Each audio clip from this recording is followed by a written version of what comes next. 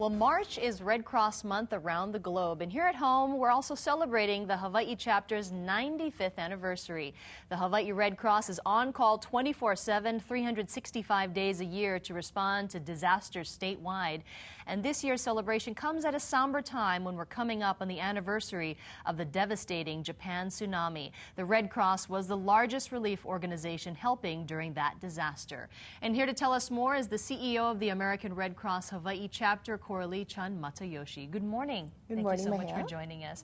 It's interesting that you're here today because Kauai under a disaster declaration right now, and some volunteers are heading to the island today. Yes, there are three heading over there to check to see how the extent of the damage, and they'll be putting together teams of volunteers to go throughout the neighborhoods to check the damage at each home. What about the shelters on the island? There were about 85 people that spent the night in shelters last night, and so it's still going on. So. Right. I know that you're going to continue to monitor that situation. The Red Cross has been responding to disasters here for 95 years, and you brought in a slew of really interesting historical photos. Yeah, it started when Queen Liliuokalani sewed us a big old flag that was kind of brown around the edges, and the sewing and all of that, and it was flew above Iolani Palace during the war while Red Cross volunteers rolled bandages in the throne room of Iolani Palace.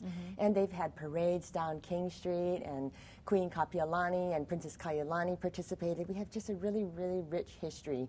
And we had a big role in World War II when Pearl Harbor was bombed. See, there's the flag that was presented, and there's the parade down King Street for the World War I war relief effort.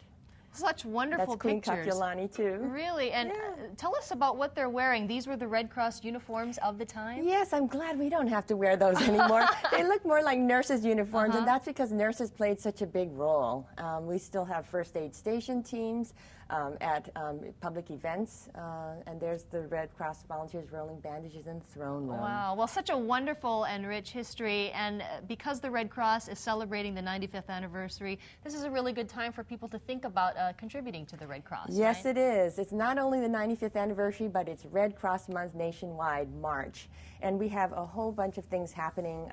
Our good friends at Zippy's have their keiki menus where you can learn about disaster relief. They have a kokua pack. Yeah, they have a kokua pack with Korean chicken and Portuguese sausage and Spam and hot dogs, and 25 cents of every bento will be contributed to the Red Cross. They also have hero signs and canisters.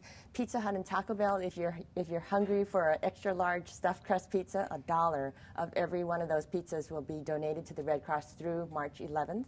And we also have Taco Bell having 2 box meal choices. They'll donate $1 for each one of those. We have Papa John's and 7-Eleven.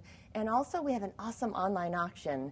One of the prizes is a trip to anywhere Hawaiian Airlines flies. So anywhere in the world. So, you know, they fly to Korea and Japan and Australia and Tahiti and the Philippines nowadays. We have West Coast trips. We have hotels in Beijing and Bora Bora and London and Dublin and Aspen and San Francisco. All kinds of things. Stand-up paddle boards.